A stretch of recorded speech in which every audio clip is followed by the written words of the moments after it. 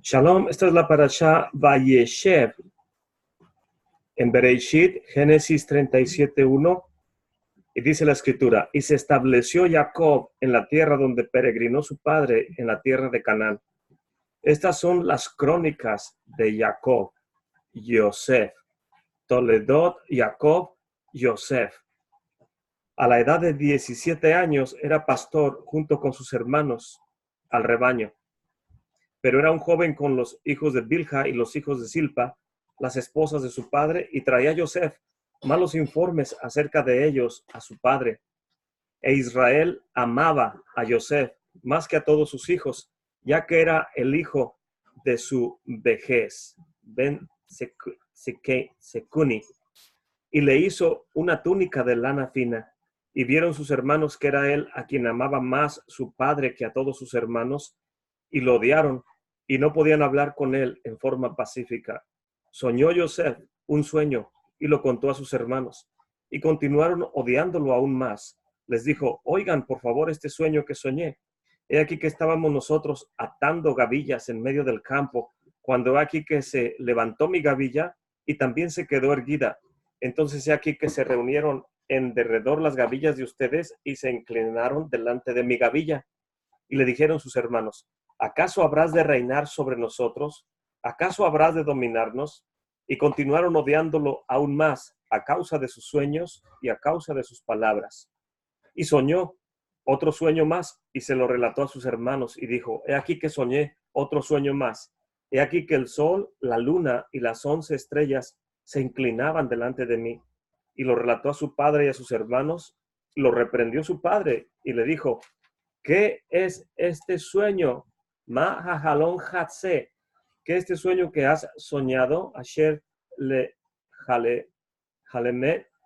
¿Acaso habremos de venir yo y tu madre y tus hermanos e inclinarnos delante de tu rostro a tierra?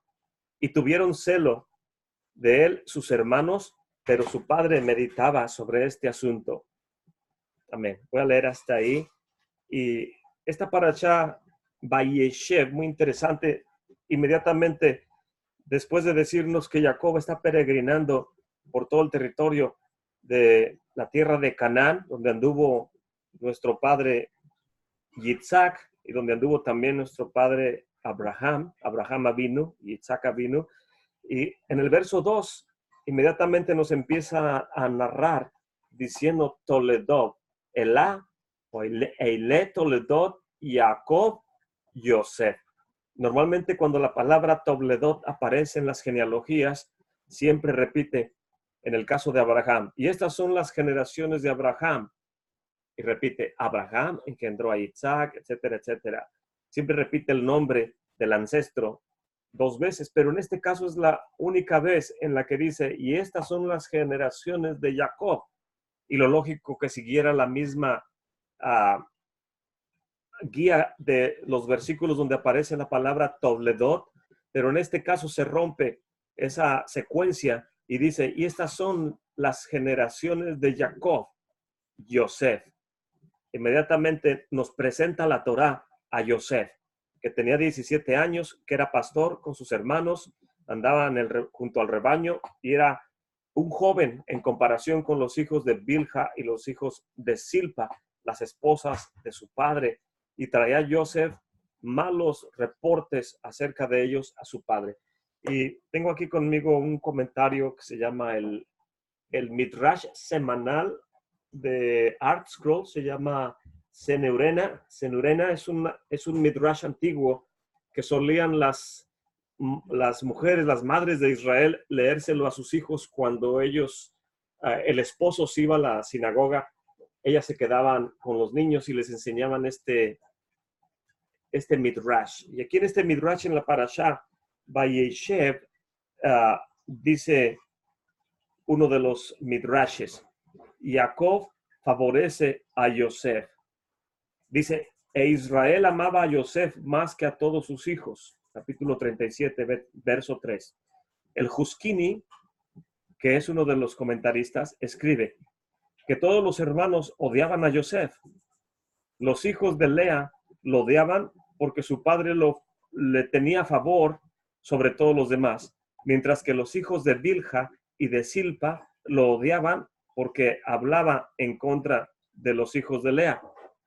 El Rambam pregunta acerca de Rashi. Si Yosef había hablado mal de los hijos de Lea solamente, ¿por qué los hijos de las siervas también estaban dispuestos a matarlo? Y aún más, después de esto, ¿por qué estaban también dispuestos a venderlo? Eran 4 de ellos, y Rubén también, quien no estaba de acuerdo, lo cual los hace 5. Yosef era el sexto. Así que solamente podemos concebir que estuvo en contra de los que quedan. La respuesta es que los hijos de las siervas lo odiaban, porque también Yosef hablaba en contra de ellos. Esto nos lo dice el Rabí Bejaye y el Rabí Hiskuni explican lo mismo. Por su parte, el comentarista de nombre Toledot Yitzhak escribe: generalmente, cuando uno está pasando una manera de hablar mala de otros, lo hace para verse a sí mismo bien. El que habla mal de otros aparentemente quiere que la gente vea que él es diferente. El verso, sin embargo, nos dice que en este caso, Jacob no amaba a Yosef porque hablase o no mal de los demás hermanos, sino porque era el hijo de su vejez. Los sabios interpretan que la palabra saken o anciano también significa aquel que ha adquirido la sabiduría de la Torá. Esto significa que Jacob amaba a Yosef solamente porque él era un estudioso de la Torá. Los hermanos veían que su padre tenía el favor hacia Yosef y que por eso no lo querían. El mismo comentarista Toledot Yitzhak pregunta: ¿es esto correcto? Que debido a que su padre le daba el favor, ellos deberían odiarlo. ¿Es esto acaso culpa de él? La respuesta de los hermanos no la dan.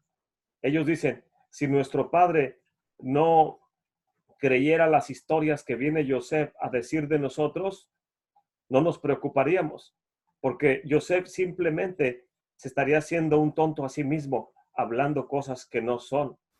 Pero ya que nosotros vemos que nuestro padre lo ama también a él, a pesar de que el reporte que lleva Yosef, esto nos muestra que nuestro padre cree lo que él habla y por eso lo odiamos. Su padre lo vistió a él con una túnica de muchos colores y todas estas malas fortunas o consecuencias vinieron por causa de que Jacob le hizo esta hermosa túnica a Yosef. Nuestros sabios aprenden de esto que está por lo tanto prohibido vestir a uno de nuestros hijos mejor que a los demás para que no haya celos entre ellos. Las 4 letras de la palabra petim, que es multicolores, aluden a estas malas fortunas. Por ejemplo, la letra P representa a Potifar. La letra Samek a los Soharim, a los comerciantes cuando fue vendido Yosef. La letra Yud está por los Yismaelim, los ismaelitas, y la letra Mem está por los medianitas. Aquí podemos ver que en la palabra de multicolores, pesim, en esta palabra vienen los nombres de todo lo que le ocurrió a José en sentido negativo. Entonces aquí podemos ver lo que nos dice el comentario Zenurena acerca de Yosef, que era preferido de su padre, y cómo vinieron consecuencias por la túnica que le hizo el Eterno, la túnica que le hizo su padre, y tenía el favor de Jacob, y vinieron consecuencias hacia Yosef por el favor que Jacob tenía para con Yosef. Y esta parashá es sumamente interesante porque no solamente nos está explicando de Jacob y el hijo de la mujer que él siempre amó, que es nuestra madre Rachel Imenu, pero en estas parashás, tanto parashá Vayeshev como la parashá que viene, que es parashá Miketz, vamos a poder estar aprendiendo de estas dos importantes fuerzas mesiánicas que nos vienen a enseñar acerca de cómo la Torá está hilvanando de las familias de Jacob o de todos los hijos de Jacob a través de Rachel y de Lea, de dónde vendrá el Mesías. Si el Mesías viene de la casa de Yosef, el Mesías ben Yosef, el siervo sufriente, o si el Mesías viene de la casa de Lea por medio de Judá, al cual esperamos que es el Mesías ben David, el Mesías de la casa de David. La parasha pasada mencionamos que cuando Jacob se encuentra con Esav, Jacob le dice, mira, el Eterno me ha bendecido grandemente y tengo grande cantidad de bueyes y de asnos. Y los sabios interpretan que las credenciales de Jacob que le estaba presentando a Esav, en otras palabras, tengo conmigo al toro, porque cuando Jacob bendice a Yosef, le dice que es como un toro, con la fuerza que tiene el toro. Y también el Mesías de la casa de David es representado por el asno, porque el profeta Zacarías dice aquí que tu siervo viene manso y humilde montado sobre un animal de carga. Y el asno representa la humildad del Mesías ben David, mientras que el toro representa la sabiduría, el poder que tenía Yosef, cómo aprendió Torah con su padre. Los sabios de Israel nos recalcan que algo sumamente peculiar en Yosef era que él pudo interpretar los sueños del faraón y prevalecer y ascender en estatura estando en Egipto, pero sabemos que Yosef no era un profeta, no es contado entre los profetas, mas sin embargo era un grande sabio de la Torá. Y lo interesante y lo peculiar de él es que interpretó los sueños del faraón no a través de la profecía, sino a través de la sabiduría que el Eterno le había dado. Y es por eso sumamente importante que si estas son las generaciones de Jacob, Yosef, de Yosef viene Efraín y Manashe, también viene Benjamín de la casa de Rachel. El campamento de nuestra madre Rachel, por lo tanto, está compuesto de Yosef con sus dos hijos, Efraín y Manashe, y también con Benjamín. Todo esto representa la casa de nuestra madre Rachel. Rachel, su nombre significa una oveja, y el mismo profeta Isaías nos habla del carácter de nuestra madre Rachel cuando habla acerca del Mesías, en el capítulo 53, cuando dice, como oveja fue al matadero y no abrió su boca. ¿De dónde aprende el Mesías a permanecer callado cuando es necesario callar? De nuestra madre Rachel, porque ella permaneció callada y no quiso avergonzar a su hermana Lea cuando su padre Labán le entregó a su hermana como esposa a Jacob y le pertenecía a ella el derecho, mas ella no quiso avergonzar a su hermana y prefirió callarse. Y Benjamín sabía de Yosef que estaba en Egipto, pero él no quería mencionárselo a su padre, permaneció callado. Y esta es una de las características de la casa de Rachel, que el Mesías, el siervo sufriente, Mesías ben Yosef, él permanece callado, como oveja fue al matadero y no abrió su boca. Estuvo sin hablar delante de los que lo trasquilaban como una oveja, permanece callada. Así es la característica de la casa de Rachel, y en este caso vemos que la Torá nos presenta las credenciales del Mesías ben Yosef, el Mesías sufriente de la casa de Yosef, que es el que hace acto de presencia en esta parashá, mostrándonos las credenciales de cómo hace la Torá mención de él. Tengo aquí conmigo otro comentario. Este comentario viene en el libro de Salmos, Tehilim. Es el Sefer Tehilim, también de la editorial de ArtScroll. Y en este tomo, que es el tomo segundo, si es el tomo segundo, vienen desde el libro 73 hasta el 150, y me llamó la atención que el Salmo 80 comienza diciendo, para el conductor sobre lirios, un testimonio, un canto o una canción de Asaf. Oh, pastor de Israel, escucha, tú que guías a Yosef como si fuera un grupo de ovejas, aquel que se entrona sobre los querubines muéstrate delante de Efraín y de Benjamín y delante de Manasés, levanta tu poder.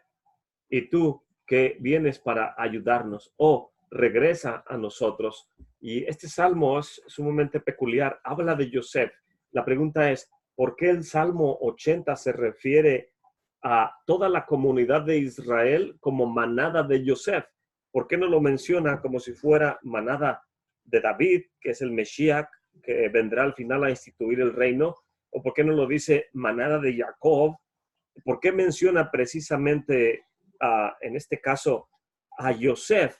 Entonces, todos los hijos de Jacob existen por causa de Yosef, porque Jacob, estos son los descendientes de Jacob, inmediatamente de la mujer que ama, es Yosef.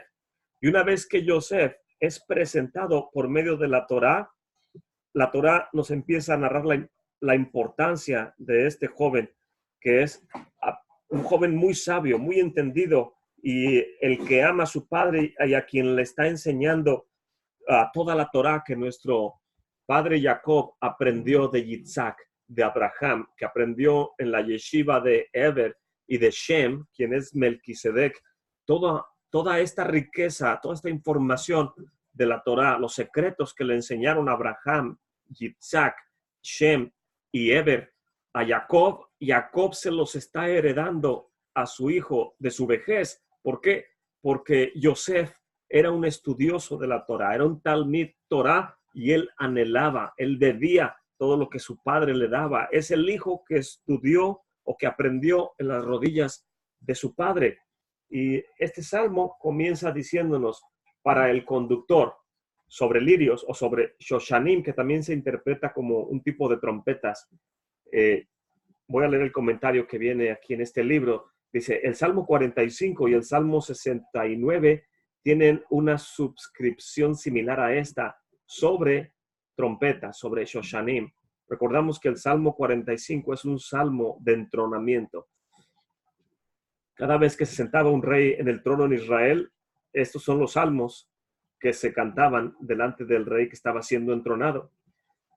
En estos tres salmos, el Salmo 45, el 69 y el 80, el Targum interpreta Shoshanim, que se refiere a los miembros del Sanedrín, la grande corte de jueces de Israel, porque ellos son los que tienen ese perfume fragante que significa sus obras de sabiduría, y Shoshanim, o la rosa, o la flor, etcétera, representa este perfume. Aquí también, como en el Salmo 69:1, Rashi comenta que este nombre se refiere a toda la comunidad de Israel, los cuales asemejan a una rosa frágil que está rodeada, amenazada por espinas, y necesita la oración y la protección de la protección divina. Después el Salmo nos dice un testimonio, un canto de Asaf. De acuerdo con el Targum, esto significa que este salmo fue compuesto por los jueces del Sanedrín, quienes cuidadosamente estudiaban el Edut. Edut significa testimonio. En este caso, el testimonio de la Torah. El salmo nos está hablando acerca del Edut, del testimonio o del testigo, o de una manera de dar testimonio acerca de estos tres periodos de calamidad en la historia del pueblo de Israel que tienen que ver con el exilio. Esto lo dice Rashi. Solamente uno se pone de pie a dar testimonio de la Torá cuando uno verdaderamente cree que la Torá es verdadera. Y el pueblo de Israel, cuando se pone de pie para testificar, es cuando es atacado. El comentarista, Rabí Ibn Ezra, nos sugiere que Edut tiene que ver con Adi, que significa un ornamento, o sea, una decoración. Implica que esta es una composición rara. En otras palabras, un testimonio, en el caso del Salmo 80, es un testimonio muy preciado, como una piedra hermosa en medio de muchas. El verso 2 dice, oh pastor de Israel, escucha, y tiene un título este capítulo 2 en el comentario dice el exilio de las 10 tribus.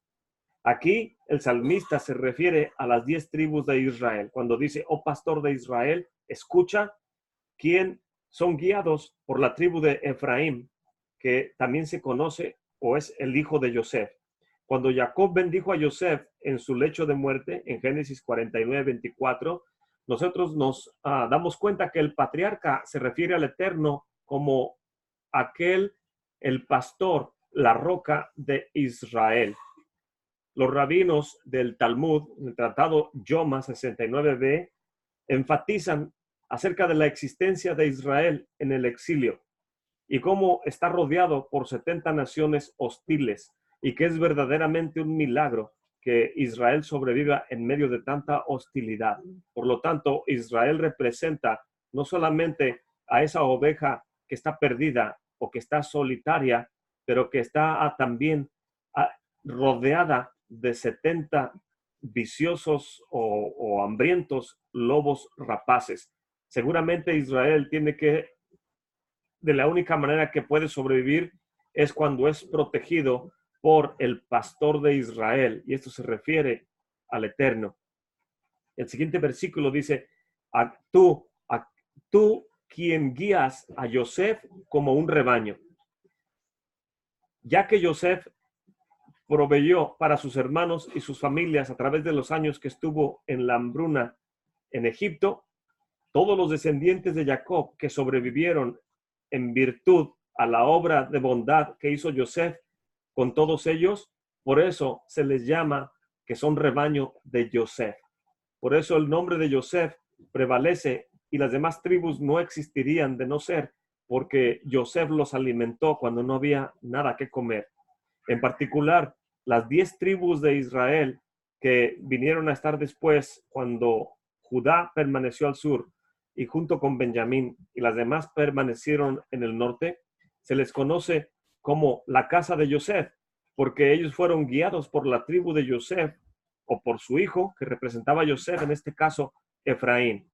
El Rabí Tanhuma nos enseña que estas palabras nos muestran que el Eterno recuerda el mérito de Yosef, quien cuidaba a sus hermanos, aun a pesar del daño que ellos le habían hecho a él. Aquí, todos los que han sido o que han participado del sufrimiento del exilio, imploran al Eterno que no mire los errores que tuvimos y la desobediencia para que vinieran estos males sobre nosotros, sino que recuerde al pastor de Israel. Que el Eterno, que Él es el pastor de Israel, recuerde a aquel que nos pastoreó, que es Yosef, cuando no teníamos alimento. Y se me hizo sumamente interesante este Salmo 80, porque nos está hablando de la peculiaridad de Yosef. Yosef representa al Mesías, y solamente alguien como Yosef, que creció en las piernas de su padre, aprendiendo toda la Torá que emanaba de los labios de Jacob Avinu, solamente a través de la Torá, Yosef podría prevalecer estando en Egipto. Egipto en el idioma hebreo significa Mizraim, y Mizraim viene de la palabra de como una prensa o un par de prensas, está en plural, que cuando algo es puesto bajo presión, la presión no cesa hasta hacer explotar lo que está en medio de los dientes de la prensa. Y Mizraim, eso significa estar bajo una presión constante. Yosef, estando bajo presión con la esposa de Potifar, estando bajo presión de la hechicería, del engaño, de la mentira y de las riquezas, todas las tentaciones que había y los peligros que había en Mizraim, la única manera en que un creyente o un judío como Yosef pudo prevalecer es a través de la santa y bendita Torah. Y él representa en este caso al Mesías de la casa de Yosef, al siervo sufriente. Y una de las cualidades que quiero enfatizar es que el Mesías sufriente, en este caso Mesías Yeshua, que vino a este mundo, dicen los sabios de Israel que cuando viniera el Mesías, la sabiduría de él iba a ser superior a la sabiduría del rey Salomón, quien lo único que pidió fue sabiduría para poder guiar al pueblo del Eterno. Y el Eterno le dijo, como no has pedido riquezas ni renombre para ti, sino has pedido sabiduría para guiar a mi pueblo, a mi congregación, te voy a dar tanta sabiduría como no ha tenido ni tendrá otro hombre. Y los sabios dicen, cuando venga el Mesías, él va a tener más sabiduría que Salomón. Salomón, cuando él reinó en Israel, la gente tenía temor estar delante de él cuando él le era llevado un caso delante de su trono para ser juzgado. Recordamos aquella ocasión de las dos mujeres que a una de ellas mató a su propio hijo estando dormidas y que se quiso adueñar del hijo de la otra compañera y dijo, no, este es mi hijo y el muerto es el tuyo. Y cuando lo llevaron con Salomón, él dijo que partan el niño por mitad y den la mitad a cada una. Y la que era la madre dijo, no, mejor que ella lo tenga con tal de que no le hagan daño. Y Salomón dice, entréguenle a ella la criatura porque ella es la verdadera madre. La sabiduría de Salomón era tan grande que la reina del sur vino a indagar. Algunos sabios nos dicen que la reina del sur eran de los descendientes de Ketura, de los descendientes de Abraham y Ketura, y a ellos Abraham dijo, no les voy a dar herencia en la tierra porque le pertenece a Yitzhak, pero en los postreros tiempos vendrá el Mesías a restaurar el reinado, y cuando ustedes escuchen del Mesías o del príncipe de paz, vayan a Israel, él los va a recibir. Y esta mujer de grande sabiduría, cuando viene con todo su séquito, viene a ver la hermosura del reino, del palacio, y a escuchar la sabiduría de Salomón. Y la Gemara nos dice cómo ella le hacía preguntas muy difíciles, que era difícil que cualquier persona supiera la respuesta. Y cuando le respondía Salomón, él le respondía con pasajes bíblicos y le daba señal, punto y señales de todo lo que ella quería, a ponerle pruebas a Salomón. El rey Salomón no solamente tenía esa sabiduría, sino que aún nos narran los sabios de Israel que él podía literalmente ver dentro de las personas lo que pensaban. ¿Quién quería estar delante de un juez que sabía lo que tú estabas pensando? La gente tenía miedo, no podía presentarse delante de Salomón. Y el Mesías, dicen los sabios, cuando él venga, su sabiduría va a ser superior a la del rey Salomón.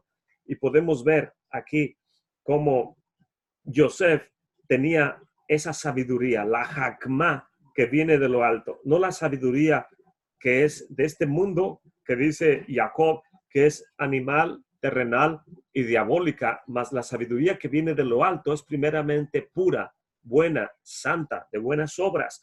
Y esta es la sabiduría que estaba con Yosef, la cual le abrió camino para poder ayudarse a sí mismo y ayudar a la comunidad de Israel cuando vinieron a buscar alimentos. Pero si no es por Yosef, no existiría el pueblo de Israel. Por eso se le llama el rebaño de Yosef, los hijos de Yosef, Benei Yosef. Hoy en día, todas aquellas congregaciones y aquellas personas que dicen, es que nosotros somos parte de las 10 tribus, es que nosotros somos de la parte de Efraín, que está regresando para estar haciendo una sola vara con Judá.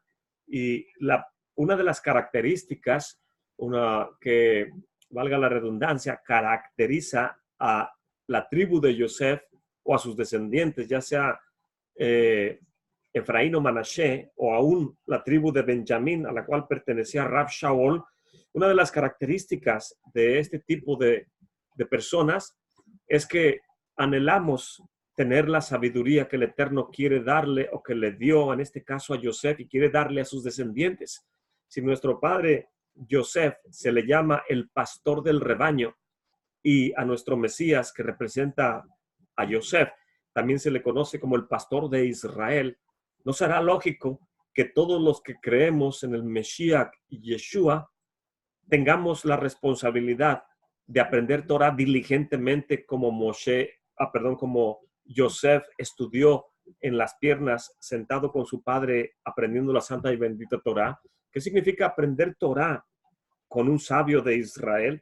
Significa al menos entender o tener el conocimiento básico, no solamente de la Torah y sus 70 maneras de interpretación, sino también tener los midrashes, conocer midrashim, conocer los midrashim, conocer a los targúmenes, conocer la opinión de Rashi, conocer la opinión del Rambam, toda la literatura rabínica, ser también estar familiarizados con la Gemara, con el Talmud, etcétera, etcétera, porque todo esto forma parte de la literatura del pueblo de Israel. Y hasta hoy en día yo no he encontrado ninguna evidencia escritural en la cual el Mesías o alguno de los talmidín esté en contra de los escritos de los sabios de Israel. Al contrario, podemos encontrar lo que dice Rav Shaul. Voy a buscar un versículo, por ejemplo, me viene a la mente un versículo que viene en Segunda de Tesalonicenses, y aquí Rav Shaul le está enfatizando a la comunidad de Tesalónica en el capítulo 2 y en el capítulo 3. En el capítulo 2 de Segunda de Tesalonicenses dice Rav Shaul: a lo cual os llamó a lo cual os llamo, perdón, por nuestra basorá, por nuestras buenas nuevas, para alcanzar la gloria de nuestro Adón Yeshua HaMashiach. Así que, hermanos, estén firmes y retengan, y la siguiente frase es la que quiero enfatizar, dice: estén firmes y retengan la doctrina. Si vamos a esa palabra en cualquier diccionario, vamos a ver qué es la palabra griega, paradosis. Y la palabra paradosis, vamos a ahorita a ver qué significa, pero la misma palabra se repite en el siguiente capítulo 3 de Segunda de Tesalonicenses. Y voy a leer desde el verso 5 y al final del 6 es donde viene. Dice, verso 5: y el Señor enderece sus corazones con el amor del Eterno en la paciencia del Mesías. Sin embargo, les denunciamos, hermanos, que en el nombre de nuestro Adón Yeshua HaMashiach, que se aparten de todo hermano que anduviere fuera de este orden y no conforme a la doctrina que recibieron de nosotros. Y es la misma palabra, paradosis. En el libro de Gálatas, esta misma palabra se vuelve a repetir, la palabra paradosis. La voy a buscar.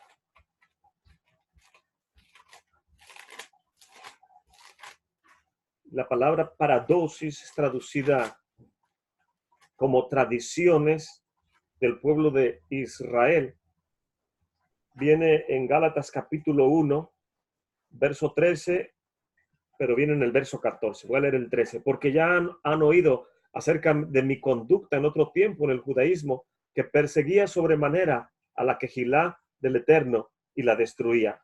Y aprovechaba en el judaísmo sobre muchos de mis iguales en mi nación, siendo mucho más celoso que todos de las tradiciones. Aquí es puesto como tradición y en Tesalonicenses es escrito como doctrina, pero es la misma palabra paradosis que en el diccionario de Strong's es la palabra número 3862.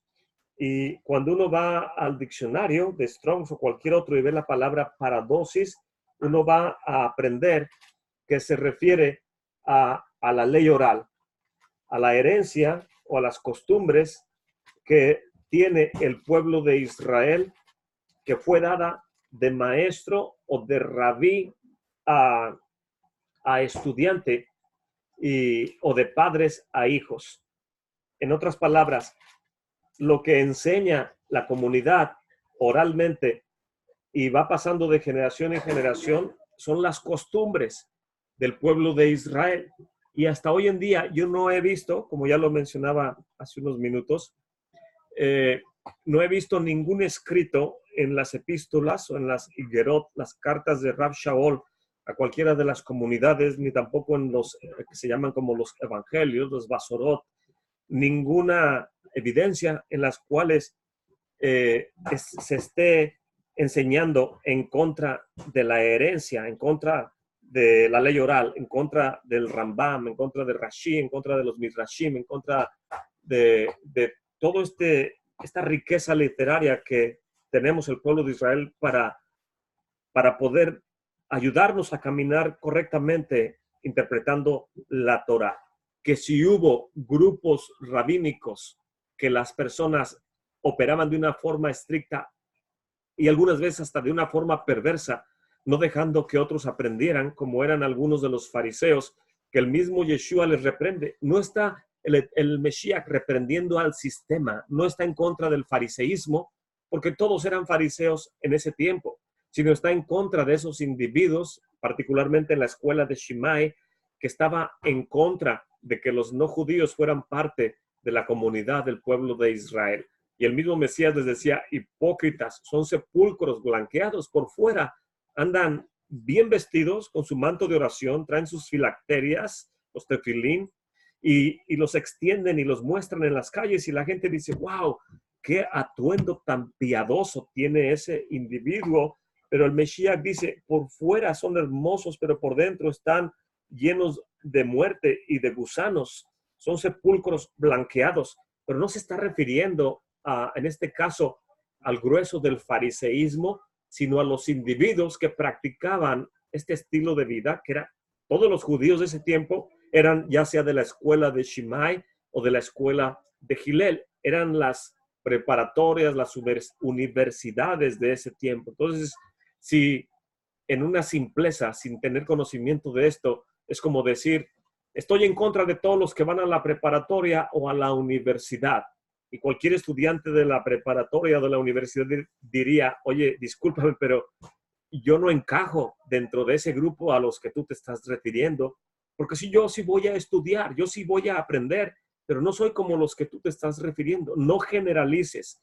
Y el Mesías se dirigía a estas personas en particular, no porque la casa de Hillel estuviera mal, sino porque la de Shammai es la que era más estricta.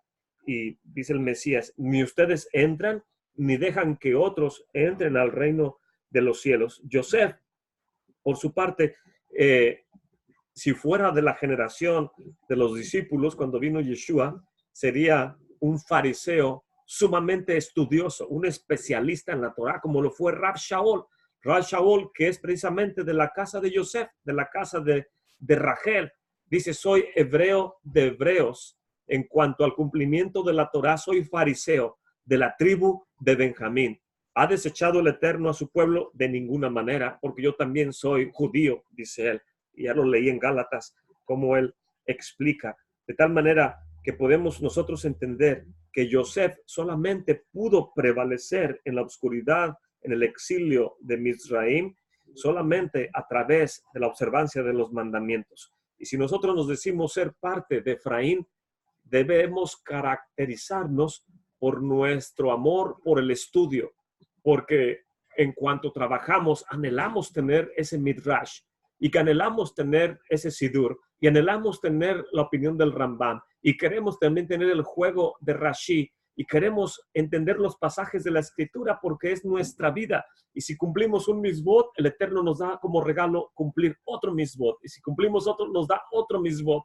Y vivimos cumpliendo o deleitándonos en poder ser obedientes para con el Mesías, para con el Eterno, porque esa es nuestra vida.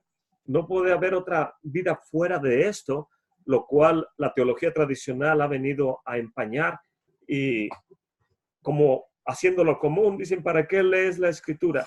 ¿Para qué tanta lectura? ¿Para qué tanto estudio? ¿No lo dice también Salomón, que estudiar mucho también es aflicción, etcétera? Y buscamos siempre justificaciones para terminar haciendo lo que nuestra carne quiere, pero no lo que nuestro espíritu anhela hacer. Y en este caso, el Mesías, cuando vino el tentador, le responde, escrito está. El tentador le ponía tropiezo con la Torá y el Mesías le respondía con la misma Torá. ¿Cómo vamos a responder con la misma escritura si no leemos la escritura y si no entendemos la escritura? Y en este caso, Yosef representaba a toda la comunidad de Israel. Es por medio de su nombre se reconoce a todo el rebaño de Jacob como la casa de Yosef. Y la pregunta es, si el reino le pertenece a Judá, ¿por qué son llamados por el nombre de Yosef? Y los sabios nos dicen que somos una nación muy peculiar, una Am Segula. El Eterno escogió a Israel. Ese es un decreto. El Eterno ha escogido a Israel. Y el libro de Jeremías 31, 34 dice que si el sol dejara de salir y la luna no estuviera en su lugar, de igual manera el Eterno podría desechar a Israel, pero así como permanecen el sol y la luna en su lugar, así el pueblo de Israel ha sido escogido, o sea, permanece firme como una nación muy peculiar, y hasta hoy en día somos reconocidos también como el rebaño de Yosef. Pero cuando venga el Mesías nuevamente, él establecerá un reino inconmovible, el cual no tendrá fin. El Mesías de la casa de David viene a regir con vara de hierro a todas las naciones. Y todos anhelamos que pueda venir prontamente ese día cuando el Mesías venga y restaure todas las cosas. Por lo tanto, establecemos que la Torá primeramente es entregada en manos de Yosef, por lo cual la primera venida del Mesías tiene que ser en base al siervo sufriente, al Mesías que viene a instituir el reino en parte, pero no en su totalidad. Porque hasta que esto corruptible no se vista de incorrupción, no podemos estar todavía en la plenitud del reino. En parte conocemos y en parte profetizamos, pero cuando venga lo perfecto conoceremos como el Eterno quiere que conozcamos. Literalmente veremos al Mesías con nuestros ojos, pero aunque el Mesías sufriente vino a instituir el reino, mas sin embargo el reino no está en su cúspide, no está en su plenitud. Primeramente viene el siervo sufriente, no a construir el edificio, no a construir el templo, no a declarar que ya viene a reinar en Jerusalén, en el templo que Ezequiel nos describe. El Mesías, primeramente, esa no es su prioridad. La prioridad del Mesías no es construir edificios, en este caso físicos. Él viene a construir un templo espiritual para el Señor. Primeramente, el Mesías quiere transformar los corazones. Y dice el Mesías, no hay mayor amor que este, que uno dé su vida por sus amigos. Y después nos dice, ya no los llamaré amigos, aunque daré mi vida por ustedes. Ya ahora los llamaré mis hermanos, son parte de mi familia. Rav Shaul lo declara, de la tribu de Benjamín. Y ya no son advenedizos ni extranjeros, ahora son conciudadanos de los santos en luz. ¿Cómo podemos nosotros declarar que tenemos la ciudadanía juntamente con el Mesías de la casa de Yosef, a menos que entendamos que somos injertados con el pueblo de Israel, y como el pueblo de Israel se conduce, también nosotros debemos de conducirnos, debemos de tener ese patrón de orden, de estudio, para que podamos apreciar la importancia que estamos en un mundo de obscuridad, estamos en un mundo de engaño, de mentira. Parece que cada día se incrementa más la oscuridad, el entorno cada vez se hace más oscuro y más denso para los creyentes, mas sin embargo, gloria sea al Eterno, que Él sigue teniendo control de su creación y de su plan perfecto, y que va a reinstituir el reino en el tiempo que nosotros menos lo esperamos, pero que nuestra tarea es educarnos, nuestra tarea es obedecer la escritura, los mandamientos, la Torá. Nuestra tarea es levantarnos temprano y proclamar, decir, Shema Israel, Adonai Eloheinu, Adonai Echad, que conozcamos las oraciones, el significado de las oraciones, que cuando los discípulos vinieron con Yeshua, Señor, enséñanos a orar, a hacer la tefilá como lo Yohanan, Juan le enseñó a sus discípulos, y el Mesías simplemente les dice el mismo patrón de siempre del pueblo de Israel. Cuando ustedes oren, digan el Amidá. El Amidá tiene versículos iniciales o unas frases iniciales, oraciones que primero inician, exaltando al creador del universo. Y después viene una parte intermedia en la cual se hacen las peticiones personales y peticiones por la comunidad. Y al final viene otra sección que son acciones de gracias. Y es lo que el Mesías le dice precisamente a los discípulos que vienen con él. Dice, cuando ustedes oren, envuélvanse en su talit, enciérrense secretamente, y cuando oren, oren de esta manera.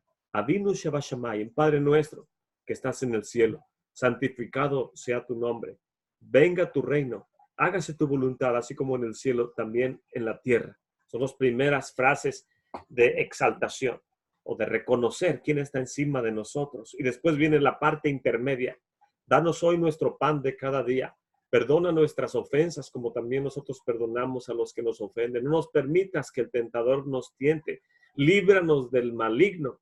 Y luego cerramos con unas frases finales de acción de gracias. Porque tuyo es el reino, el poder y la gloria por siempre y para siempre. Amén. En otras palabras, el Mesías está enseñando a los discípulos no algo nuevo. No es que cuando Él les enseña eso, nadie sabía esa oración. Todo el pueblo de Israel sabe la midá desde tiempos de Moshe, desde el tiempos del Sinaí, al menos. Si no es que Abraham ya lo sabía desde su tiempo, si no es que Adán ya lo sabía desde cuando escribió el Salmo 92 y reconoció al Creador del universo como el Señor de toda la creación. En otras palabras, en la mente hebrea, la mente judía, tenemos todo el orden, la estructura de cómo ser agradecidos con nuestro Padre. Joseph sabía todo esto y él era especialista. Dice, no voy a poder prevalecer y enseñar a las generaciones venideras a menos que yo mismo me mantenga cumpliendo los mandamientos. Y eso le dio la fortaleza para salir victorioso estando en medio de la oscuridad de Egipto. Por lo tanto, cuando estudiamos la Torá, nos estamos apegando al nivel de Yosef. Y el pacto que el Eterno tiene es con el pueblo de Israel.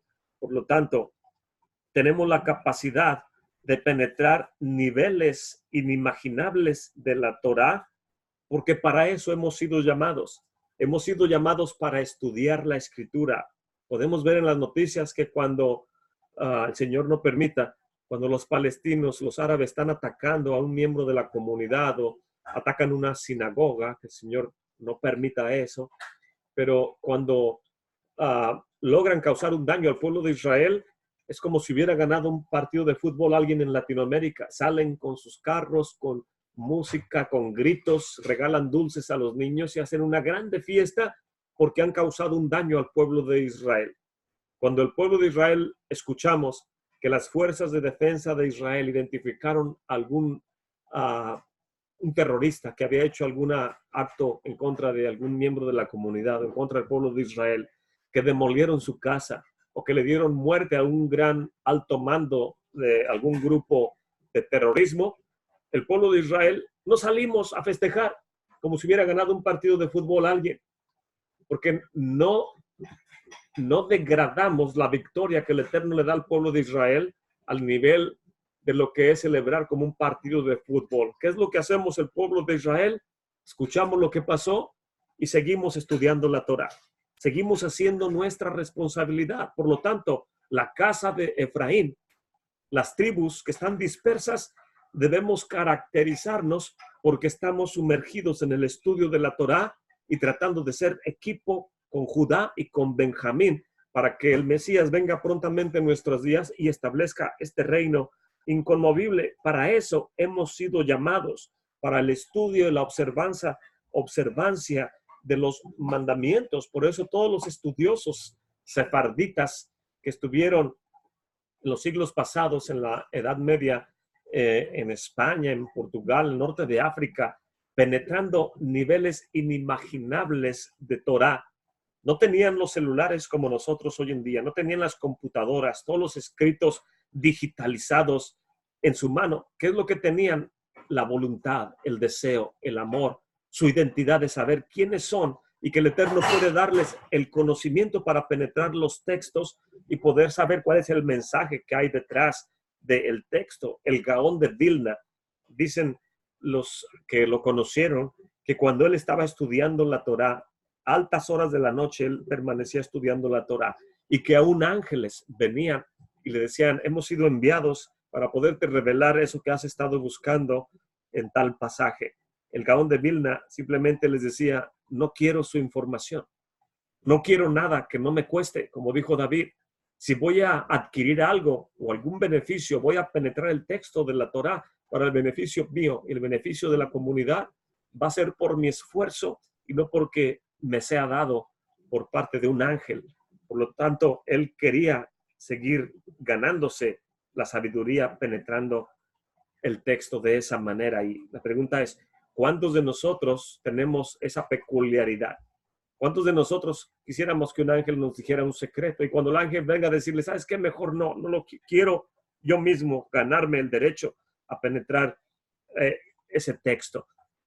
La casa de Yosef, en este caso, Efraín, Manashe, debemos caracterizarnos por eso. El amor, el estudio, el amor a la Torah, la belleza de la Torah, del texto de la Torah, significa nuestra madre Rachel, representa la belleza de la Torah, la belleza de la tierra de Israel, el fruto de la tierra de Israel. Es una belleza que no podemos encontrar en ningún otro lugar más que poniendo nuestra mirada en ella.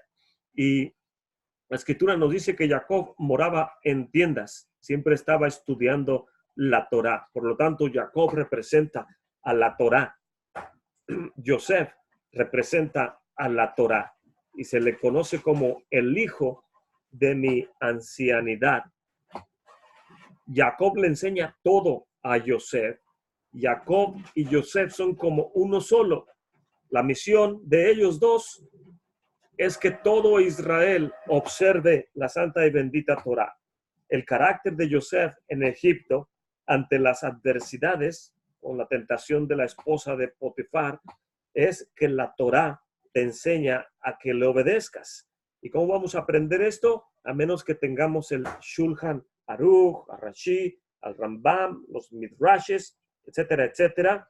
Mientras que la casa de Judá es diferente.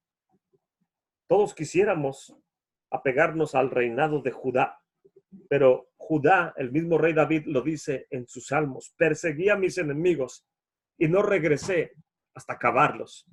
David lo que se propone lo hace y lo cumple. Nuevamente, es una misma característica, tener la determinación de servirle al creador del universo.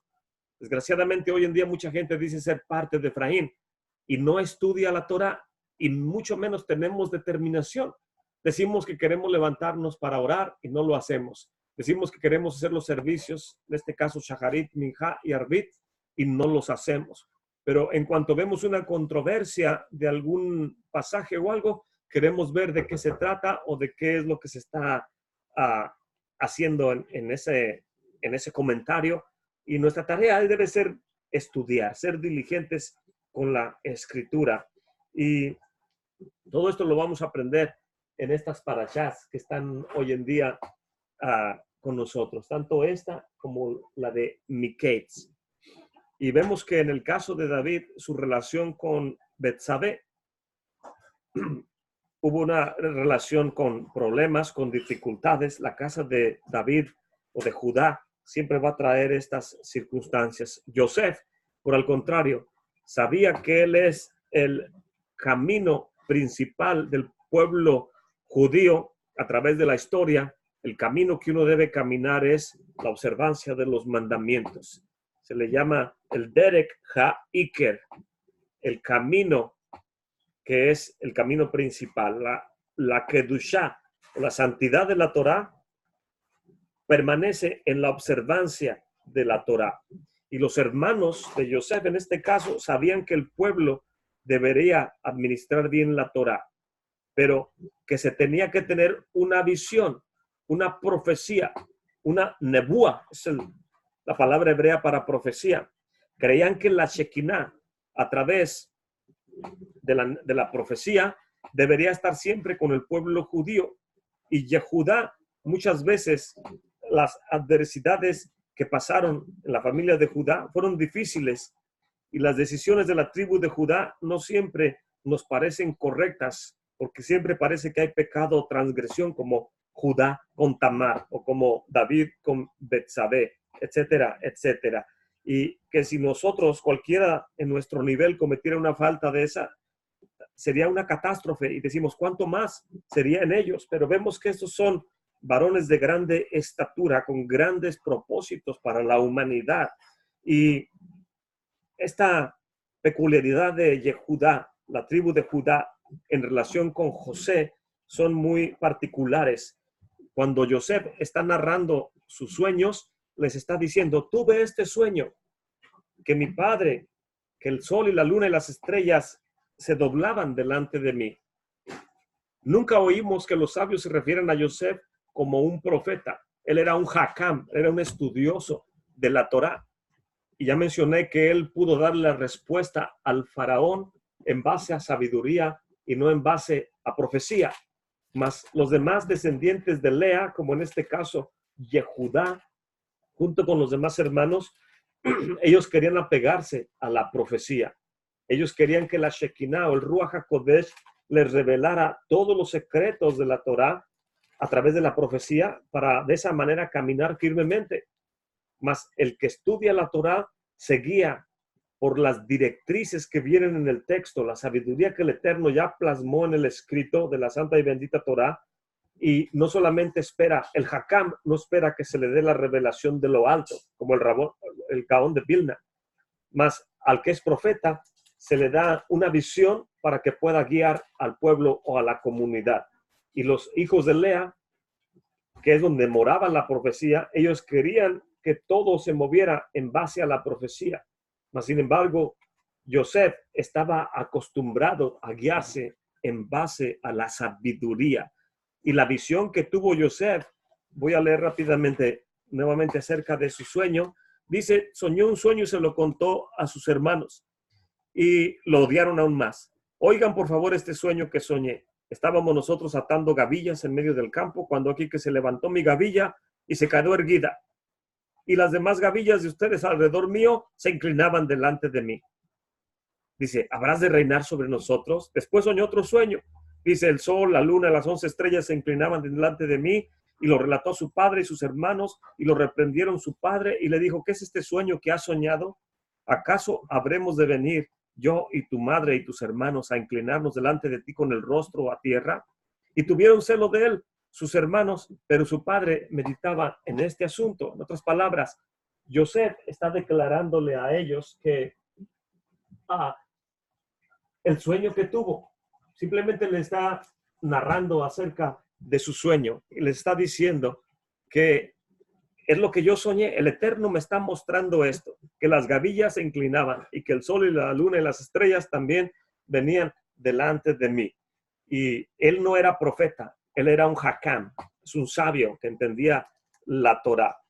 Y los sabios de Israel, voy a buscar un pasaje que viene en este libro, es un conjunto de 4 libros que se llaman Los Sabios, son del rabí Benjamín Lau. Y recordé que aquí viene una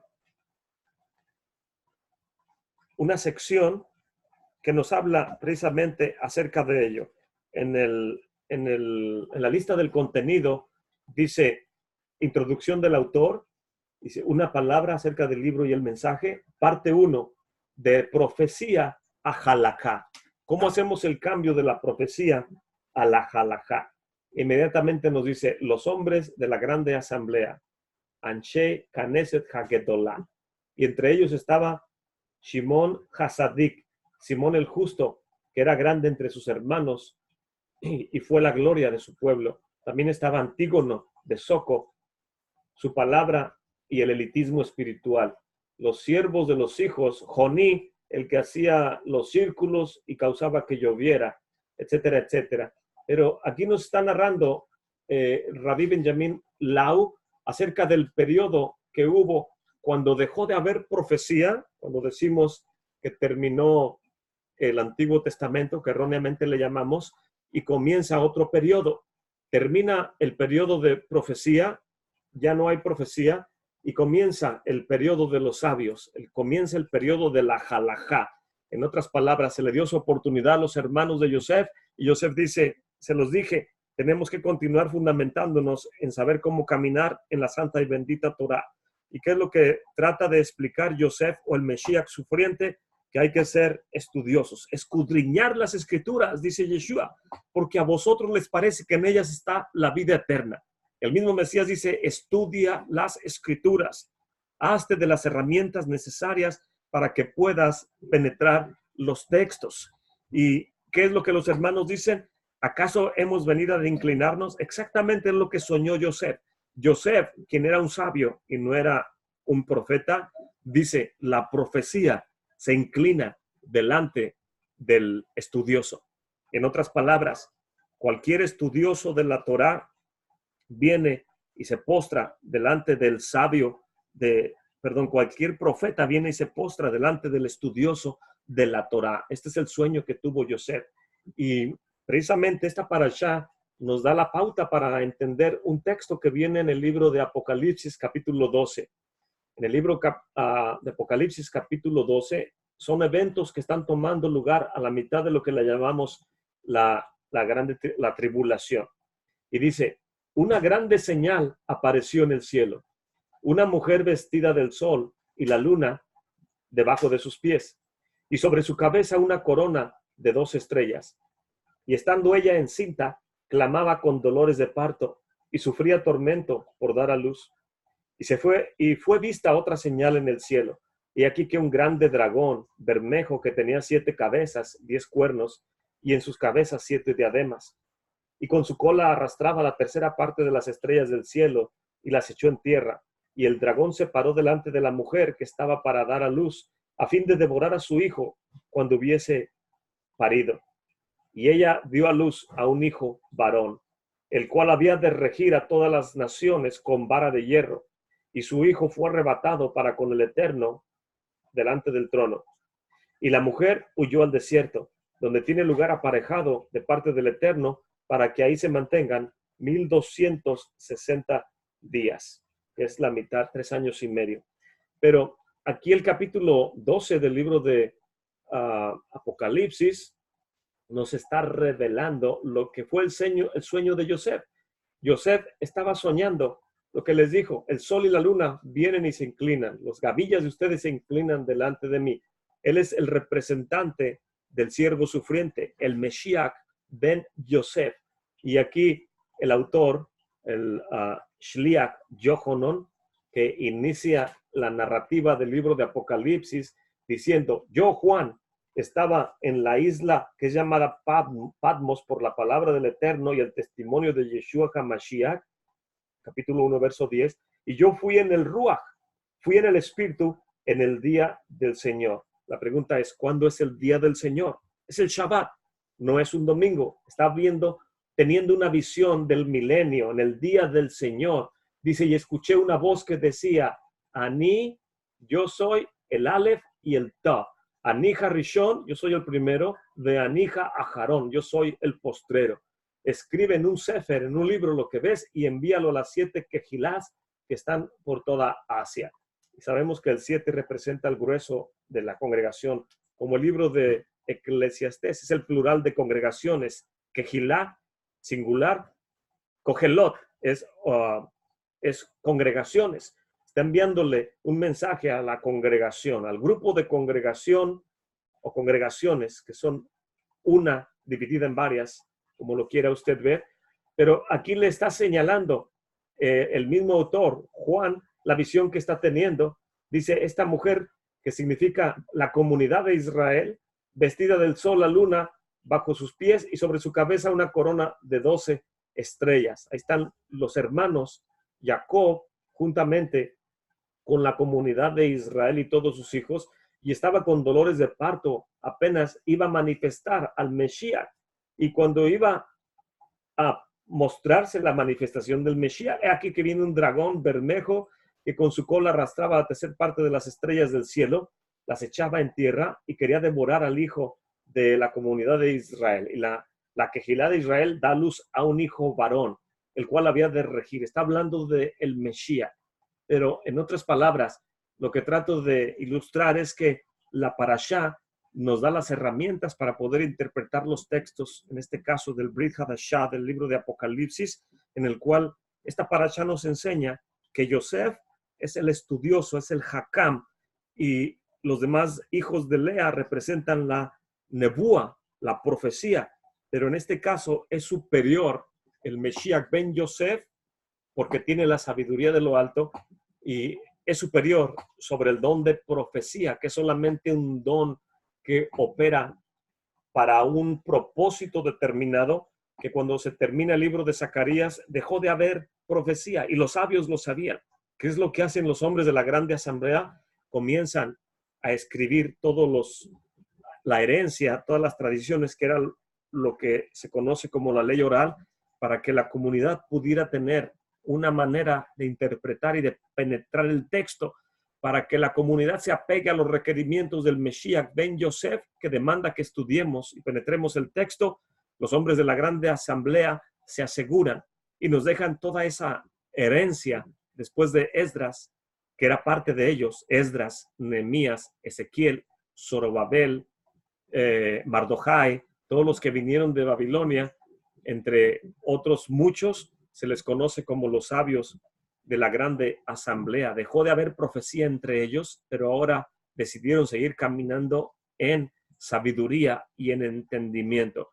Y esto es lo que nosotros debemos de apreciar, poder caminar de acuerdo a cómo caminó Yosef, y espero que el Eterno nos dé las herramientas necesarias para nosotros obedecer y caminar en rectitud y en sabiduría los días que nos restan de vida hasta la manifestación de nuestro Mesías.